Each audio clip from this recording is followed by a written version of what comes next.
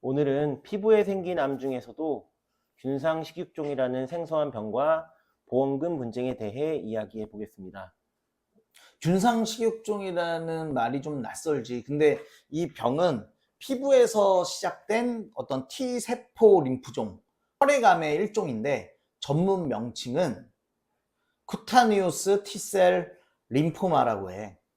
WHO 기준으로는 C84.0, 형태학 코드로는 M9700/3, 둘 다 명백한 악성 종양, 즉 암이라는 얘기지. 그런데 문제는 이 병이 피부에 생겼다고 해서 병원 진단서에 C44, 즉 피부암 코드가 적혀 나오는 경우가 굉장히 많아.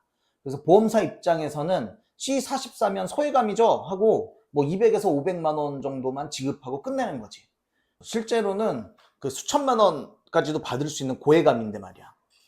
코드 하나 때문에 그렇게 차이가 나다니요. 환자 입장에서는 말도 안 된다고 느낄 것 같아요.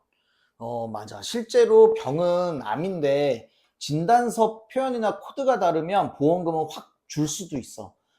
병리소견에 Suspicious for CTCL, Suggestive of Lymphoma처럼 암일 가능성을 언급하는 표현만 있어도 보험사는 확정된 암이 아니다 라고 얘기하면서 지급을 거절하는 경우가 많고, 근데 병리학에서 이 표현이 무근거한 추정이 아니라 조직소견상 암일 가능성이 매우 높은 상황에서 쓰는 공식적인 용어야.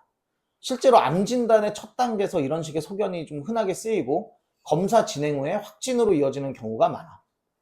그럼 보험사랑 다툴 땐 단순히 진단서로는 안 되겠네요. 절대 안 되지. 진단서 한 장으로 싸우면 뭐 99% 진다. 핵심은 병의 본질을 의학적으로 입증할 수 있는 자료, 특히 뭐 병리검사지, 면역 조직 화학 검사, PCR 검사 같은 걸 확보하는 게 굉장히 중요한데, 예를 들어서 CTCL이 의심되는 경우에는 뭐 CD3, CD4, CD8, CD30 같은 세포 표지자를 확인을 해서 비정상적인 림프 침연 양상을 증명을 해야 되지. 그리고 PCR 검사를 통해서 TCR 유전자 재배열 분석을 하면은 그 단일 클론성, 즉 단클론성이 확인이 돼. 이게 악성 림프종을 의미하는 핵심 증거야. 병리 슬라이드는 진단 이후에 바로 요청해야 하는 건가요? 여기서 중요한 팩트 하나를 짚자. 많은 분들이 병리 슬라이드가 곧 폐기될 거라고 생각을 하는데, 실제로는 병리 슬라이드를 의료법상 최소한 5년 정도 이상 보관을 하게 돼 있어. 그래서 폐기 걱정보다는 슬라이드가 어디에 보관되어 있는지, 그리고 요청 절차를 제대로 아는 게 중요하지.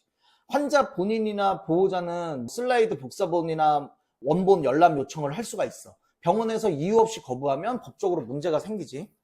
그렇게 요청을 해서 대학병원 병리과나 뭐 사설 자문기관에 의뢰를 해서 정밀 검사를 진행을 하면 돼. 실제로 그렇게 검사 진행해서 결과가 바뀐 경우도 있었나요? 너무 많지. 한 여성 환자가 있었는데 처음에는 Suspicious for CTCL 소견 하나만 있었고 보험사는 당연히 소외감 처리를 했어.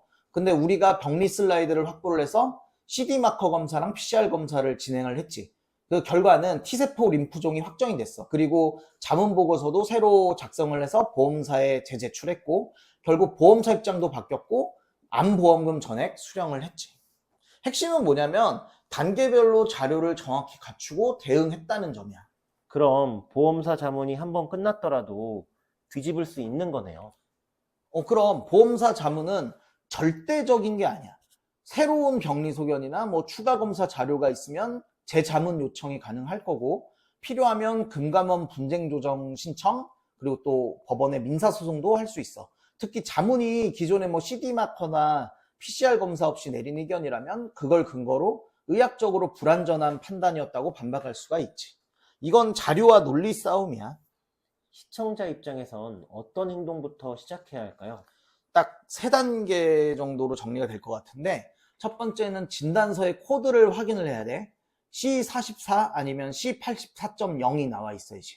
그래서 코드에 따라서 보험금이 수천만 원 차이가 날 거고, 그리고 두 번째는 병리 슬라이드를 확보를 해야 되는데, 병원에 요청을 하면 당연히 장기 보관이 되어 있으니까 받아볼 수 있어. 복사본을 받아서 대학병원의 병리과나 민간 병리기관에 의뢰를 하면 되고, 그리고 세 번째는 CD 마커나 뭐 PCR 검사 여부를 확인을 해야 돼.